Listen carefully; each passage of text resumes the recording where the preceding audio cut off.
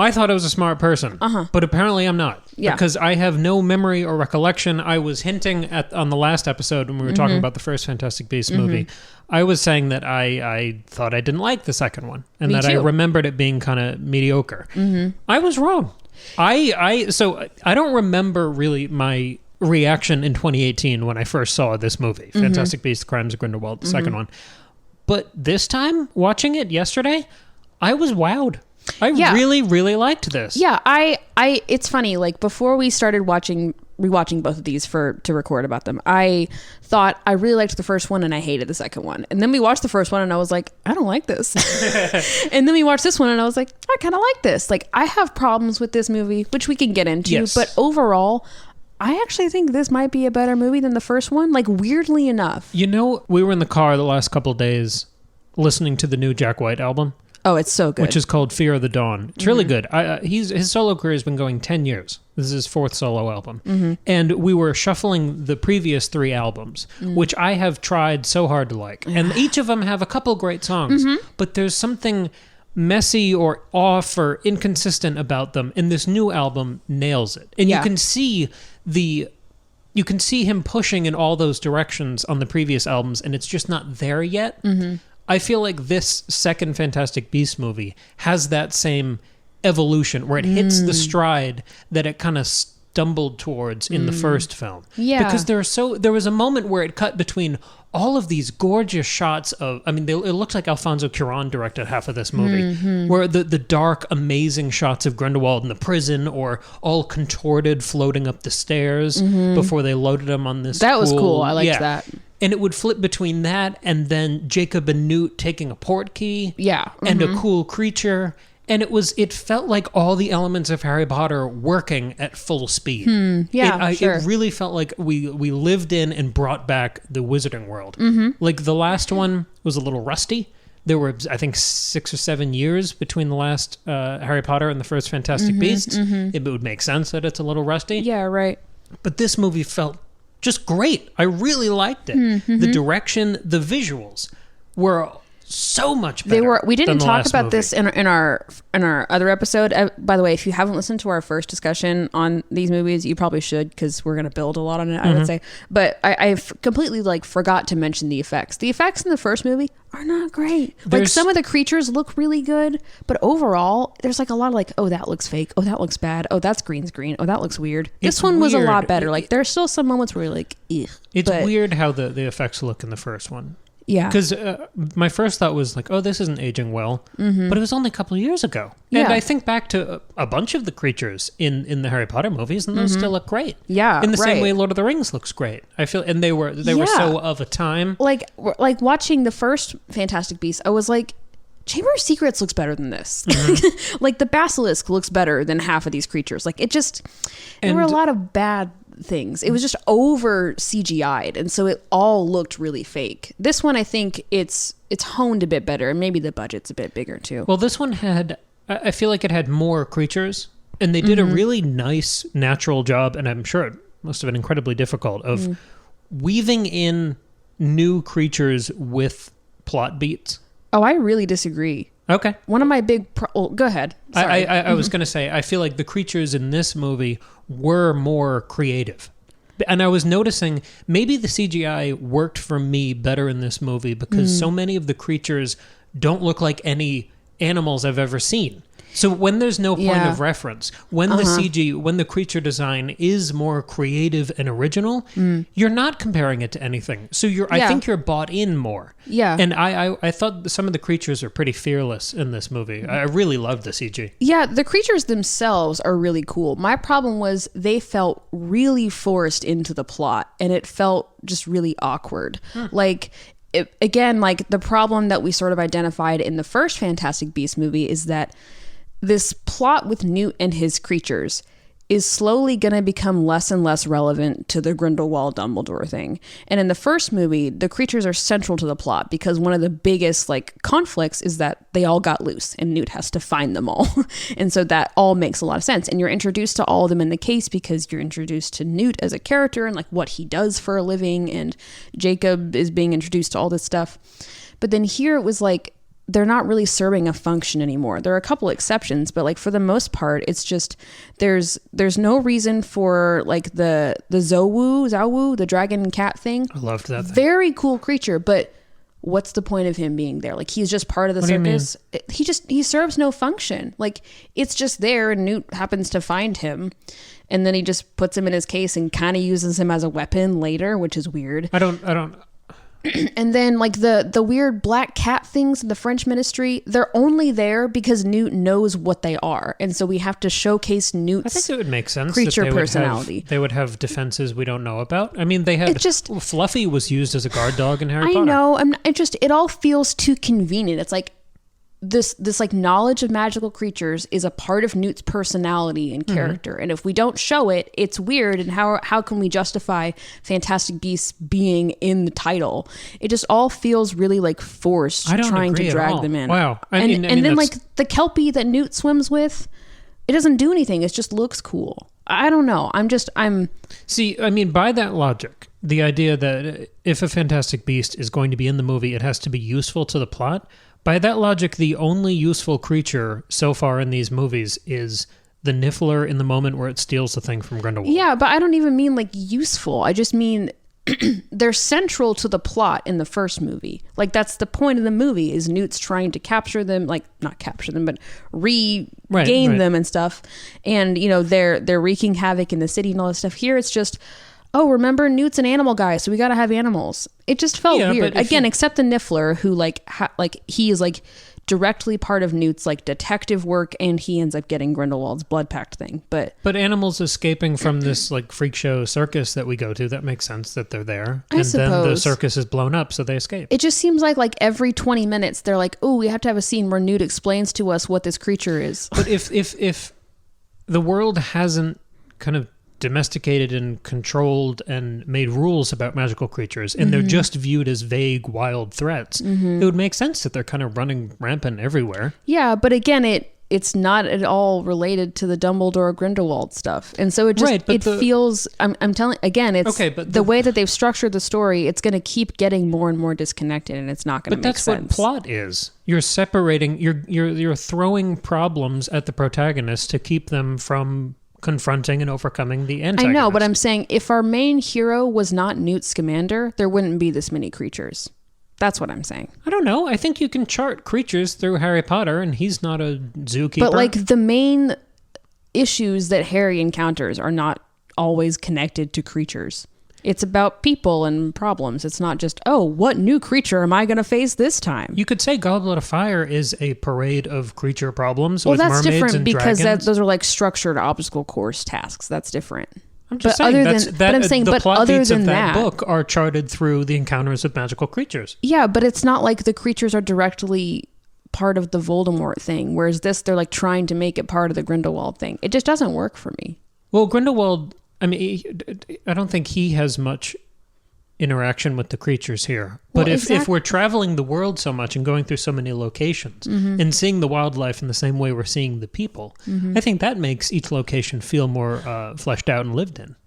I'm just saying it all feels forced. And I only see that getting more forced and more difficult as the movies go on. I think there was, I mean, it felt like kind of the closing of a chapter when the Niffler was finally useful and stole that blood pact necklace from Grindelwald. I did like that. That was great. Because the Niffler had just been a cute, fun kind of menace. Like he was mischievous. Yeah. And he was part of the plot, but he never advanced the plot, if you know what I mean. Yeah. I thought him becoming useful and kind of saving the day, being the small victory. There was a great comparison, I think, to them getting the necklace at the end of Half-Blood Prince. Oh, yeah. Because this is also a necklace that furthers the plot and reveals something about the villain, you know? Yeah.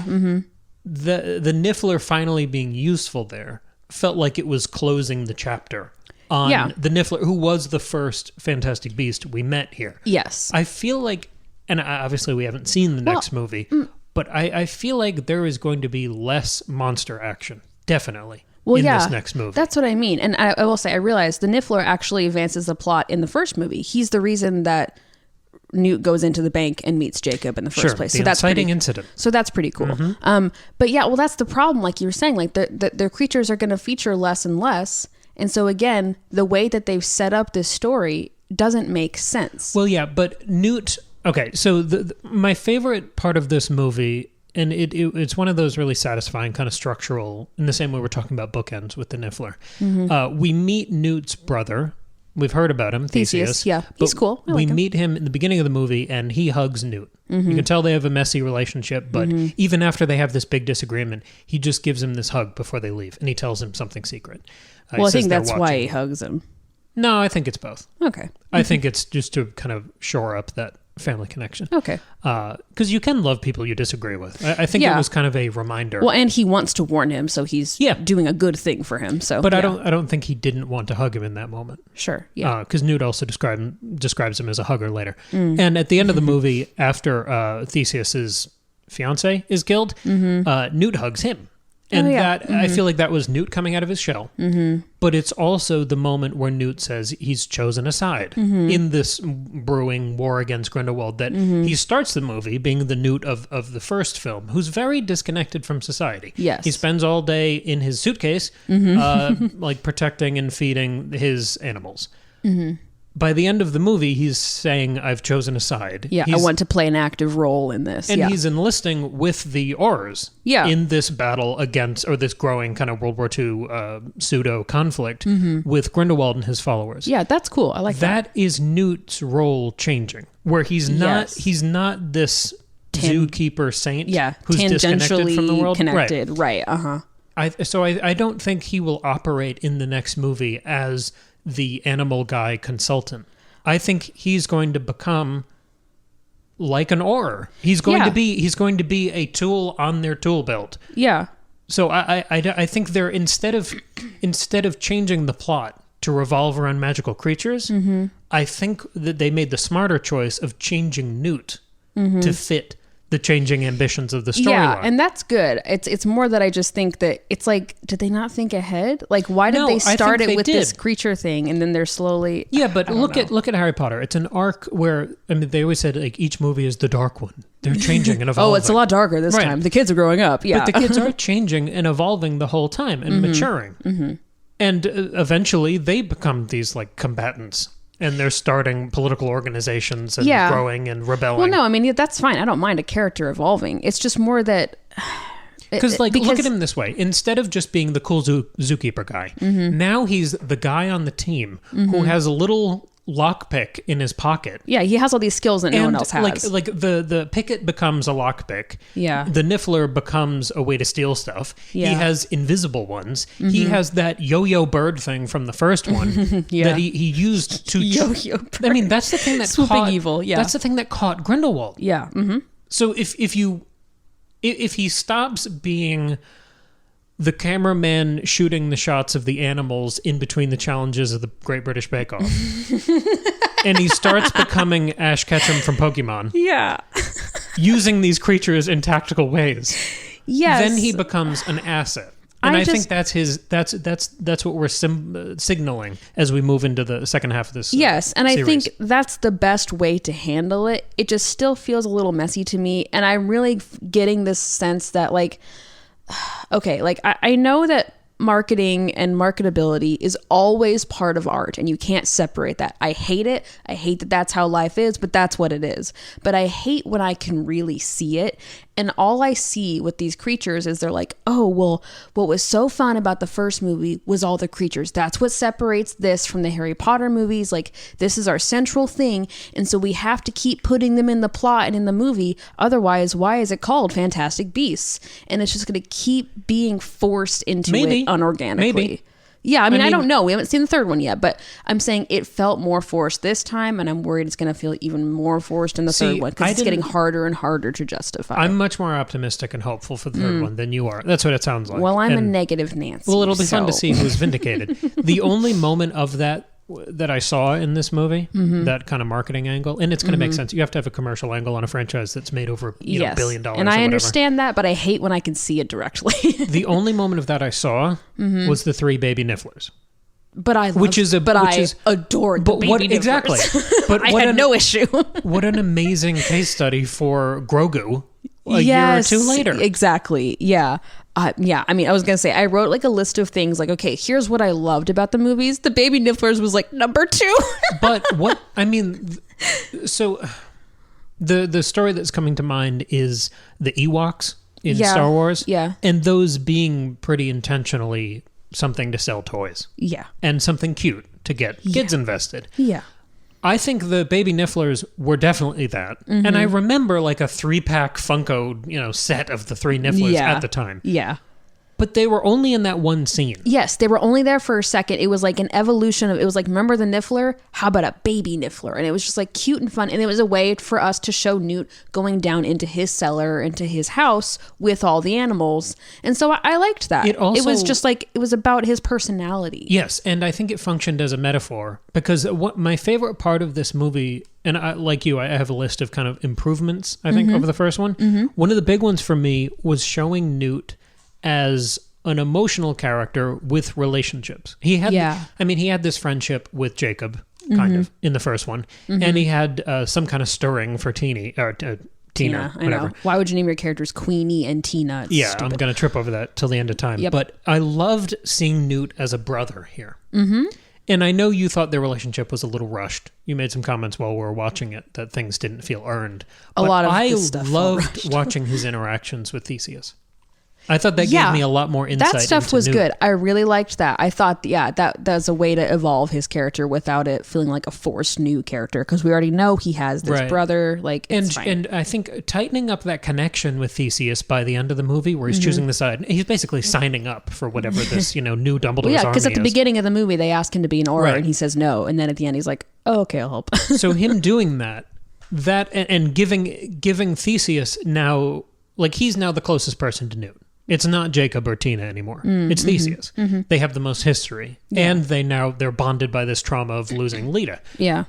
I think that gives Newt a really strong connection to the Auror political war part of this story that we're heading into. And in that way, Theseus is like a second try at Tina.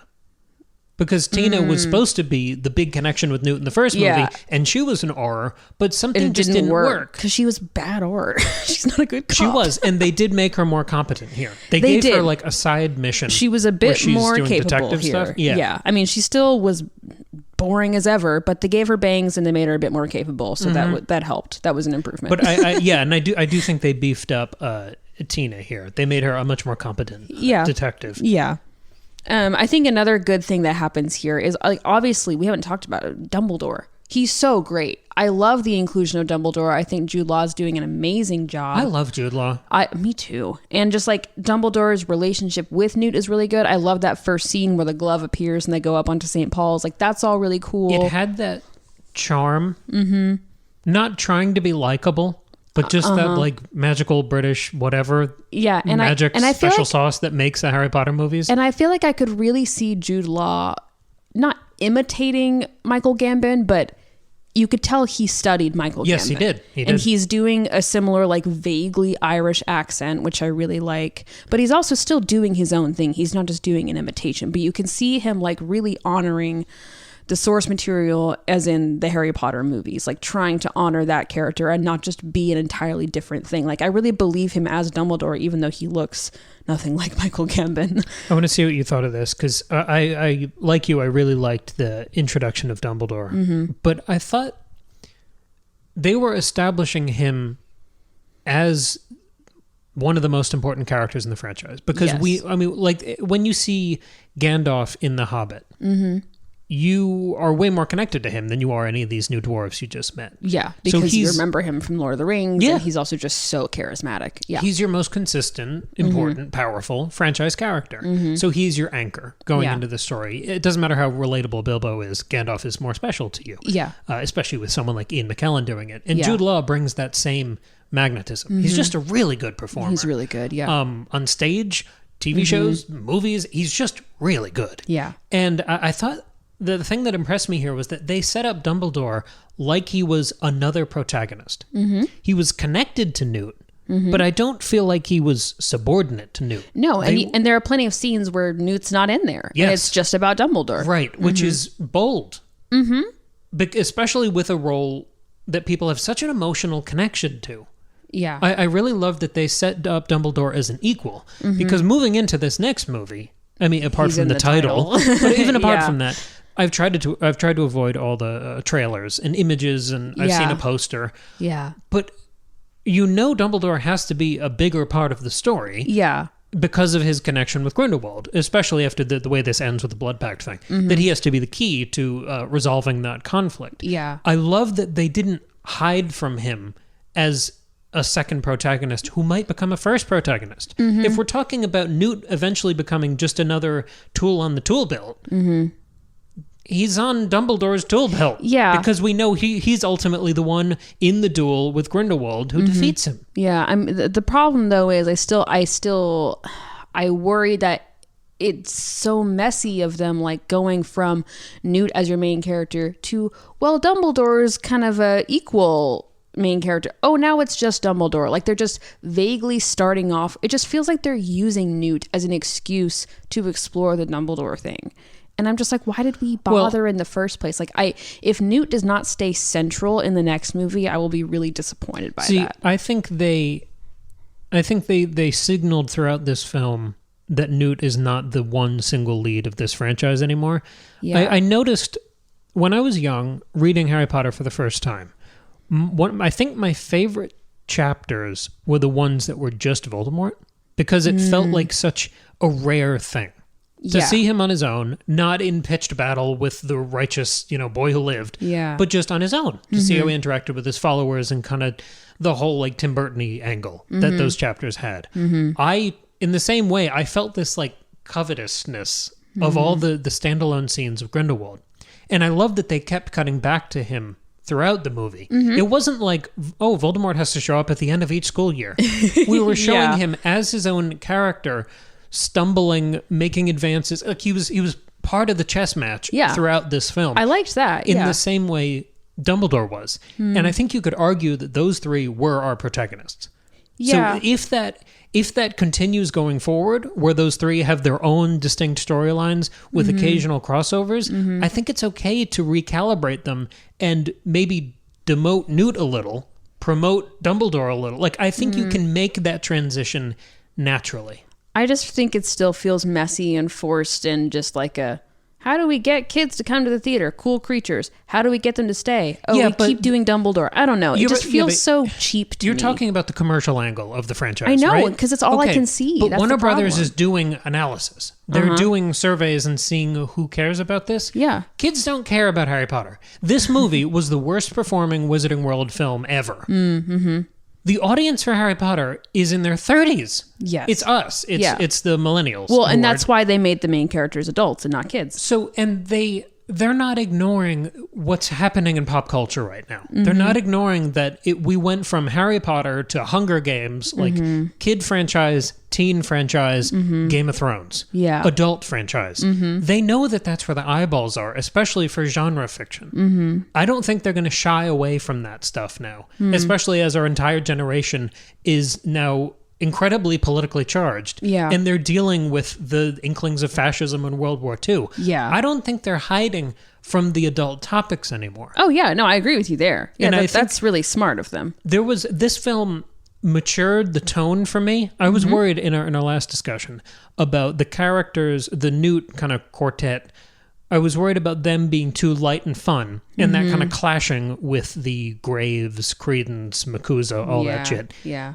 This movie did a much better job growing those characters into those more adult ideas for me. Well, I really liked that. Well, and I think it's also because Newt's main conflict is not, I gotta catch all my creatures. It's, I have to like go find this person that I love, and I have to help Jacob with this problem, and I'm kind of vaguely helping my brother. Like, he's doing more adult things. He's not just trying to catch all his creatures, you know? It reminded me of the thing that makes me cry when I reread or rewatch or re-listen to anything Sorcerer's Stone is how innocent is absolutely the wrong word. It's sweet and polite and kind young Harry is. And when you throw him into harsher and harsher situations, you start the first book with this kind of sing-song Hobbit-style narrative. And then by the opening of the third book, it's his awful aunt calling his dead mother a bitch. Yeah. That is an evolution of tone. Yeah. That is a maturation of content. Going from the fun, almost rom-com chaos of the first Fantastic Beasts movie into the beginning of this film, where the fun, quirky love story of the last movie is now this tortured, fight-filled romance where one of the characters has their free will stolen away and is under this love potion. Yeah. And we sort of play with the consent problems of that relationship. Yeah. Like, we grow up real quick. Yeah, that's true. And I feel like that was, in the same way butchering Hedwig is a way to maybe make a mission statement about the tone and goals of the book. Sure. I feel like that immediate corruption and questioning of the Queenie-Jacob relationship signaled what the rest of this movie was going to be. Yeah, that's very true. And I think, like, watching this movie back, I was like, okay, most of the movie is really good, but the last, like, 45 minutes, it really falls apart for me because it starts to get really messy and because they're trying to do too much. And I think the Queenie thing is where I'll start with that because, you know, I like that they're exploring the whole, like, in America, wizards can't marry muggles, and like that's really complicated, and that's really backwards, and they're more progressive here. I want to get married, and like that's all great. And I believe Queenie's mild temptation into Grindelwald's ideas, but I don't buy her just completely switching over to him and at the end screaming at Jacob, walk with me. I don't think any of it's earned. I don't like Queenie. It makes her seem more stupid and weaker that she would just automatically be like, no, let's go with this guy who wants to rule over the muggles. Like, because he's saying all this stuff about muggles, which is who she's trying to marry. And he's like saying all this like bad stuff about how they're not lesser, they're just different. And but he's like, not saying anything. Yeah, but it's obvious. No, it's not. All right. It is to me. I now have to talk about my I don't think Queenie's stupid. So, okay, yeah. fine. So this kind of dovetails into what I want to talk about. And give me like a minute to develop this. Okay. Okay. The politics of what this movie. What if movie. I start singing while you talk? That'll be fun. Great. We'll see if I can squeal again. The politics of this movie and the way they deal with these ideas, way better, way more focused than the first movie. Certainly more focused. They're smarter because it's not these like tortured, wrong racial comparisons like the first one did with the elves. That didn't make any sense to me. Yeah. This one is absolutely, it's more of a historical political analysis. And we're talking about the subtlety of fascism. Yes. So the necessity of that, what I mean by subtlety, is that you have to obscure the horror of whatever you're advertising to people. Yes. And I think the best moment, maybe the best thesis of the politics of this film is when that French chick with the hat that's sideways, she's talking to Grindelwald and she's kind of parroting his ideas back at her, but in a much more crude, fascistic way. And he says, no, we don't say that part out loud. And he corrects her with these vague, emboldening ideas. The way he's manipulating ideas like freedom and love, when we know he means discrimination. Yes. But he's speaking to these vague ideals. No, he's a great villain. He's very good at being this fascist leader. But what and what is that? He's talking vaguely so that the audience can project their grievances onto his plan and fully invest in the idea of him. In the so the thing, I try to step back and answer basic questions sometimes with these notes. What are the crimes of Grindelwald in this movie? I don't know. But I don't know his goals either. I think that's the point. Because he is a manipulator, he's reading the room. He's playing on whatever, he's seeing what they want, like he does with Queenie, like he tries to do with Leta. He's playing on what they want and trying to give it to them. He's promising them the whole world as long as they come along with him. Yeah, and you open the movie with the guards at the prison saying that he's very manipulative and persuasive, and you see him successfully manipulate Abernathy into helping him escape and becoming his number two. Yeah. And we, as an audience, we are invested in some of the characters he turns. Queenie, Leta. Which makes sense because... Are we invested in Leta? I wouldn't say so. I mean, we are via her connection to Newt. We can talk about her later. Yeah. I think that's important because there are clumsier political genre movies that try to say only dumb or weak people are ever corrupted by brutal fascistic ideas. Oh, yeah, like that's a stupid way to go. Yeah. But it's Grindelwald presenting himself as a vague inspirational speaker. It's all honey. He's a salesman here. Yeah. I mean, I like the idea of one of our main characters is manipulated and tempted by him. I just don't think they did it well enough to make me believe it. So I like that the climax of this film, which is, I mean, this is the rise of Grindelwald. We're showing, I mean, this is the moment, like the end of Goblet of Fire, where Voldemort comes back. We get to see him in his own, we get to see him in power. The climax of this fantasy movie is a political rally. And nothing has more captured the energy or given I think, a more savvy commentary on Trump rallies. In the age, I mean, it's been years since that administration. Yeah. And well, I mean, the first movie came out in 2016. of course. And I remember people viewing that film through that lens. Yeah. And hard not to. I have seen so much of creators professing their politics online, social media, whatever. Yeah. But I've seen very few examples of their work, of any sort of creative work or storytelling, provide an interesting commentary on any of this. And I was so reminded of Trump rallies here. Yeah. I mean, the greater good thing feels like Make America Great Again. Oh, yeah, it really does, which is great when you think about, the greater good. That idea came about when Deathly Hallows came out. Sure. Like way pre Of all course. of this. So that's really interesting. But Trump didn't invent any of these tactics. No, of course not, yeah. Project your grievances onto me. I'm with you. Yeah. You are wronged. Remember, he talks about when he's making that final appeal to Leta and she's walking towards that fire circle. All he does is talk about how mistreated she is. Yeah. He plays on the grievance politics instantly with this fake compassion. Yeah, and that's what he does with Queenie as well. Like, you're wronged by not being able to marry your muggle boyfriend, so how can I help you with that? And I think the crux of this that really drove home that Trump connection was when the Aurors kill the woman in the crowd, which has echoes to both Charlottesville and January 6th. Yeah, you said when we were watching, you were like, Heather Heyer? Right, but it's also Ashley Babbitt. It's also a woman who was shot during January 6th. Both of these moments where someone is killed during a tense political rally or insurrection, depending on which one you're talking about there. Yep.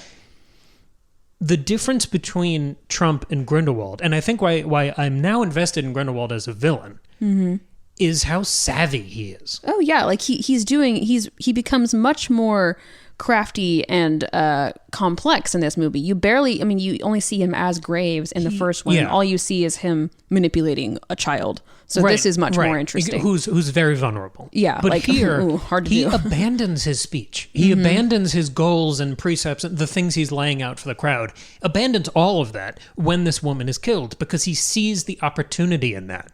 Because he is this vicious political animal, he jumps over there and he has such control and finesse over his image, which is why I love that he keeps being played by different actors, because I think it physicalizes that shape-shifting energy. Yeah. And he gloats that they, meaning his people, aren't the violent ones. And then the second his people leave, and he gives them marching orders, he gives them the message to spread. Yeah. In the same way Trump would boil down his politics to nicknames and slogans, memorable things that are easy to fire off into the wilderness. Once those people leave, he kills dozens of Aurors. Yeah. But he has the, I guess, good political sense. I mean, he's obviously an evil character. Yeah. But he has the wherewithal to not do that while people are looking. Yeah, right. Very while smart. the cameras are there. He knows what he's doing. Yeah. And I feel like this film did such a good job of showing a character being a manipulator. Yeah. There's such a tendency, and I think part of it is like the success of Sherlock. And I mean the Robert Downey Jr. movies and the Cumberbatch show. Yeah. Every character was smart, and they were always plotting against each other. Game of Thrones is all people plotting. The Witcher series we've seen so far is all people scheming around each other. It's very easy to say, this guy's smart, and he's a schemer. It's easy to throw like high school superlatives at characters. Yeah. They're the smartest person ever. Actually, they're the smartest Avenger who's ever been. Yeah. But like showing that is much more difficult. And I love seeing Grindelwald manipulate and intoxicate and turn people where they do things that are so out of character, like what happens with Queenie. And you have this cross-cut after he's kind of stolen a couple characters away from us to Dumbledore watching that scene in the Mirror of Erised. And you see that Grindelwald has already neutralized his number one threat. Yeah. That the strongest wizard we have can't move against him. It was fascinating in the same way Theseus warning the other Aurors to not just arrest everyone, to not turn public sentiment against them. I thought it was in the same way they're not saying only the dumb people could ever be seduced by Grindelwald's message. Yeah. They're also saying the authorities don't really know what to do. There's an indecision and panic here because it's not illegal to go to a rally.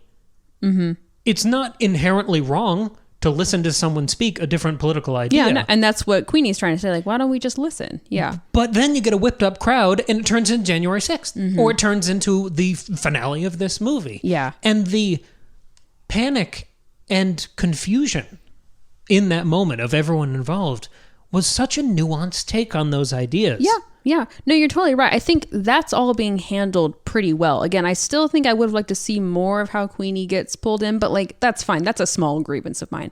I think the problem is that all works in in its own world. Like it's reflecting our own world, but it's taking place in its own wizarding world with its own conflicts and its own politics. When you try to incorporate that into actual World War II, because there's that really cool moment where Grindelwald's like, look what might happen if we don't, take charge and take control. He shows them like flashes forward of World War II. You see bombings, you see big tanks. You see tanks, you see an atom bomb, like you see all this stuff.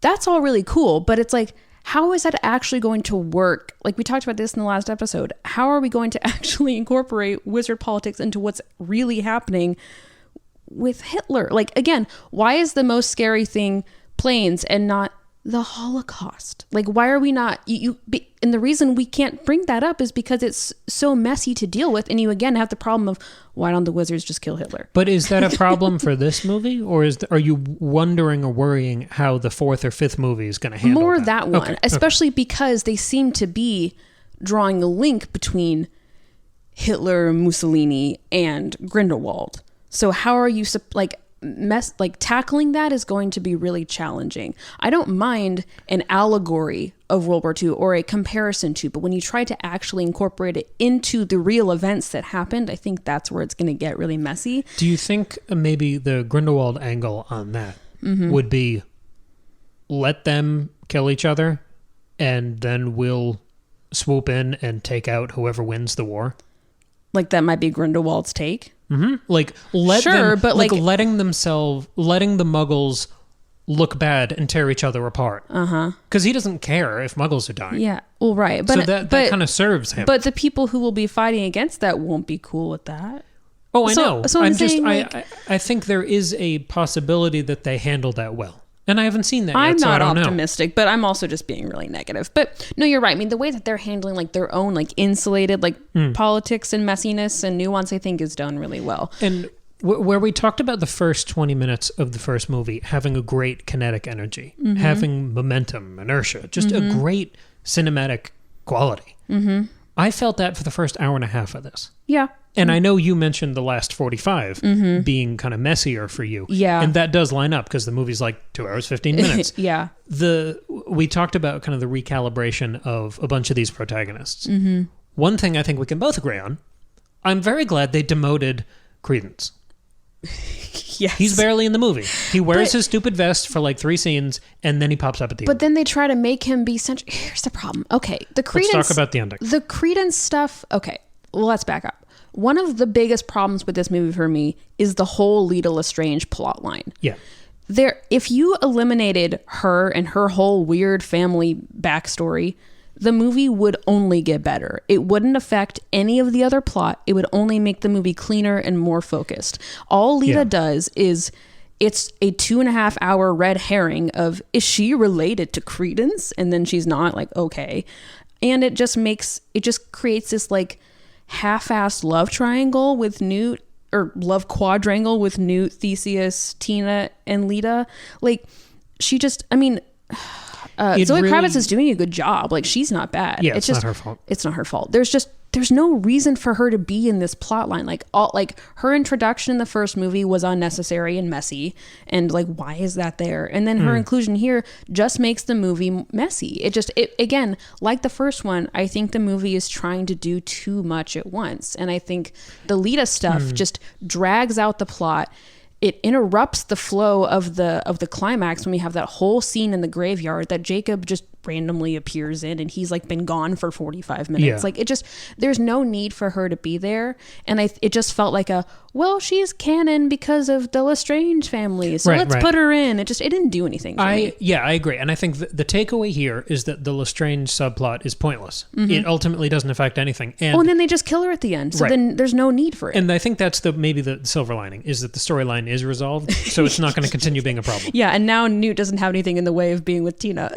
But like, okay. Except their lack of chemistry. Ugh. But the problem with the Leta thing for me, and I'm talking about the scene in the crypt, where they slow down and provide these 3 different flashback sequences about her relationship with her brother and her father. And the half-brother and the half-sister. It is so wildly out of place and irrelevant that I can almost ignore it.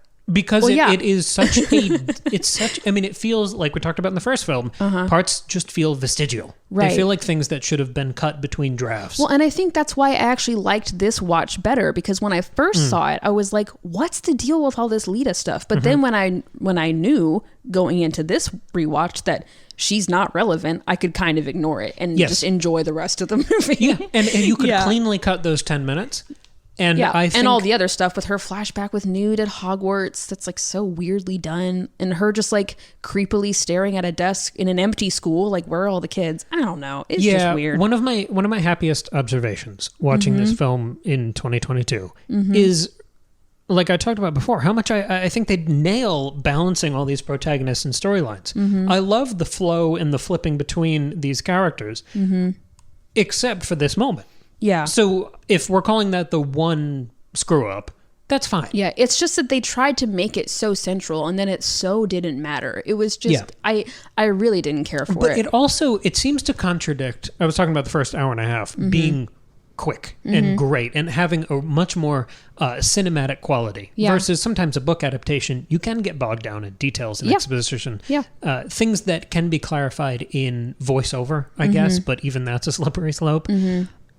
I noticed the first scene, which is basically the prison break, with Grindelwald escaping that like flying chariot. Great scene. I like that scene a lot. There's almost no dialogue in that. He says a couple words to the beast that he throws out the window, and that's it. And it reminded me of the first time I saw the first Star Wars movie, where I had no idea what was going on. No one did, and that was sort of the charm of it, because the movie didn't slow down to explain itself to you. Yeah. It gave you enough information to kind of know what was going on while making the world feel really lived in. When they said like, oh, Han Solo's a great pilot. He was in the Millennium Falcon and he went through the Kessel Run in 3.2 parsecs. I don't know what the fuck any of those words mean, but I understand that like all it translates to in the audience's mind is good pilot. Yeah.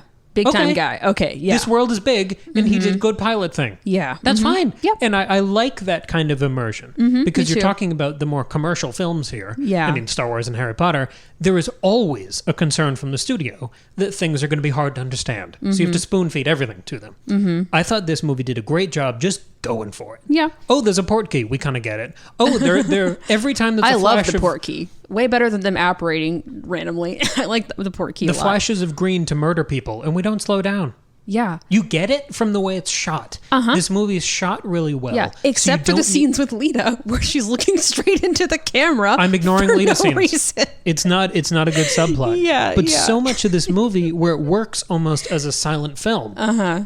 Yeah. I think that is the improvement and the kind of crux of this film is where it works with that speed and momentum. Yeah. Yes, there are a couple stumbles, but what a huge improvement over the first movie. Yeah. Can I say one more negative thing? I'm sorry. Nagini.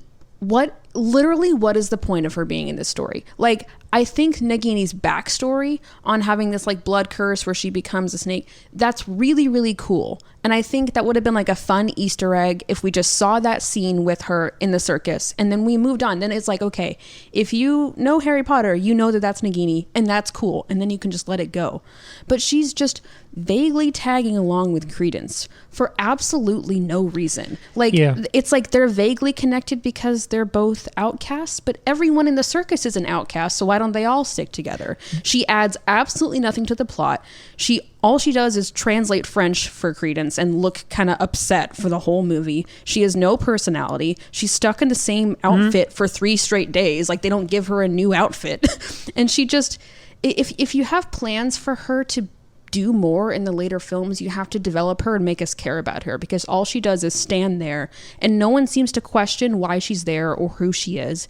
She's just vaguely there. Yeah. And I found that so frustrating. They didn't commit to that character. And no. Consequently, I don't really have anything to say about her. Well, it's like it makes me not care about her, and I don't like that. I want to care about her if she's going to be important, but I don't care about her. This franchise has a lot of characters to care about. Exactly. Like, I don't think we need it anymore. Again, they're trying to do too much, and I think if you cut out Leta, if you cut out Nagini, if you like just simplify a few things, and then you can spend more time on Queenie becoming seduced by Grindelwald and all this stuff, you'd have a much cleaner movie. And also like that random ministry dude who like Newt Yusuf.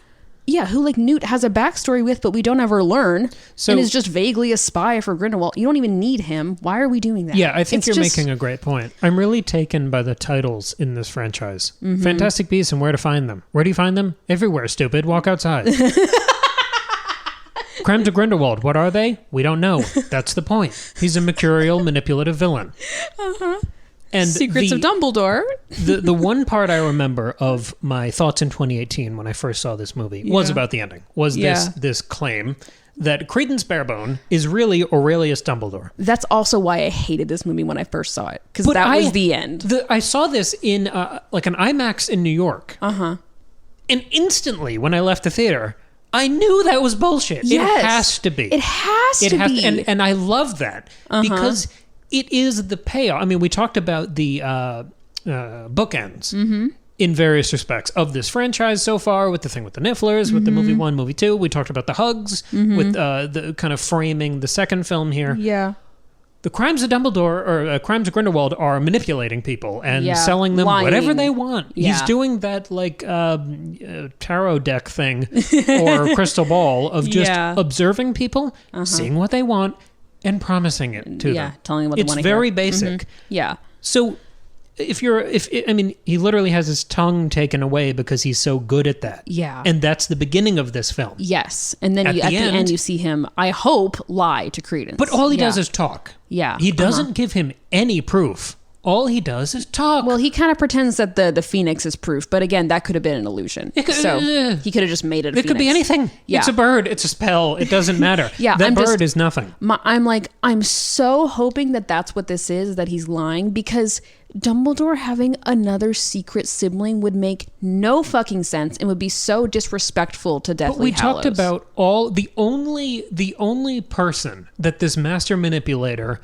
attacks and preys on and manipulates in the whole first movie is Creedence. Yeah. So he's already got his hooks in. Yeah. What's the one thing Creedence wants in the world? Is it power? Is it legacy? Or is it purpose? Oh, it's all three. And those are the things he gives him. Yeah. It's too convenient. And I have to believe that this franchise is better than Star Wars was 40 years ago. Yeah. With the big twist being a bloodline connection. Yeah. It's too cheap. And I think what also makes me a bit nervous is the title of the third movie is The Secrets of Dumbledore. Right. And I'm like, are you just trying to like trick me into buying a ticket because does Dumbledore have a secret brother? Or like, is it like, I really hope that it's not real, but I will be so mad if it is. But this is the trick. I am following this hypothesis that he's not really a Dumbledore. Yeah. I think the only way to land that twist on a twist is to keep it going for at least another movie. Like we still won't know at the end of the next movie? Because the only way to land that trick is to get Albus Dumbledore to believe it. Yeah, because I guess you can't immediately be like, oh no, that's not true at the beginning of the third movie. That'd be so lame. Because throughout the series, every time Graves, Grindelwald, or the Aurors talk about Creedence, it's like he is a weapon or a tool. You need to use him as a tool against the real Dumbledore, who's the only threat to you. Especially because we haven't really seen Dumbledore and Grindelwald have any direct conflict other than their troubled past. And so you need to be able to loop Dumbledore in more. I thought it was the beauty of this finale for me was how much Creedence bought into it. Yeah. Because when you want something that hard, when you want purpose and power and prestige and family, I mean, any sort of value in the world. Yeah. When the thing that he wants more than anything, it's very much a Mirror of Erised moment, but Grindelwald just is that to people. When you want something that hard, you will just believe it. He's not seeing how convenient this is. No. He's not seeing how obviously he's being played. Yeah. And I think that is the tragedy of the character that for the first time makes me interested in Creedence going into the next film. Yeah, I suppose. Yeah, that's true. And I think I'm comforted by the fact that, like, I keep forgetting, oh yeah, J.K. Rowling is writing on this, and I don't think she would make Dumbledore have another secret sibling. That would Who's an obscurus? Exactly. That would feel so cheap and wrong. So I'm hopeful that it's just a lie to Creedence. I don't like how it's played in the movie, because it's played as if it's like a reveal to us too. Like it's a twist for us. Maybe. And that just felt cheap to me. That felt like a come see the next one, see if Dumbledore has a secret sibling. Like also Creedence is too young. But I instantly he's like 20 years it. too young, so there's that. Yeah, I know, but that's the point. He's not seeing why it doesn't work. Yeah, it'll be interesting to see how they tackle that. But I guess we'll find out. Because it ends on him blowing out that nice window. Yeah, and you see his power. So you see him as this weapon who has chosen a side in the same, because he's now going to serve the guy who just gave him his whole purpose in life. Yes, he's choosing a side in the same way Newt is. So I think that makes him a more relevant character to the plot again. I mean, again, that as a way to manipulate Creedence, I love. But the way they played it to us, I did not like. Because I think most, and just a lot of people who may not be as familiar with the books and the lore are still thinking that Dumbledore has a secret brother. And I hate that. That makes me mad. I don't like it. Like, my parents think Dumbledore has a brother, and I don't like that. These films have been, they've released the scripts as, like, little hardcovers. Have you read any of those? I got the first one, like, for Christmas, like, when I, whatever, and I read, like, half of it, and I was like, this isn't a good script. Yeah.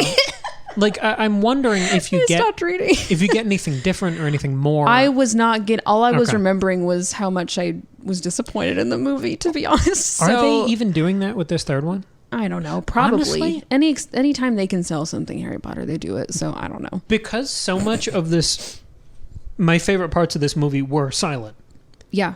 I would almost like to read the script just to see what the direction is like, the stage direction, the kind of her description of things. That's true. Yeah.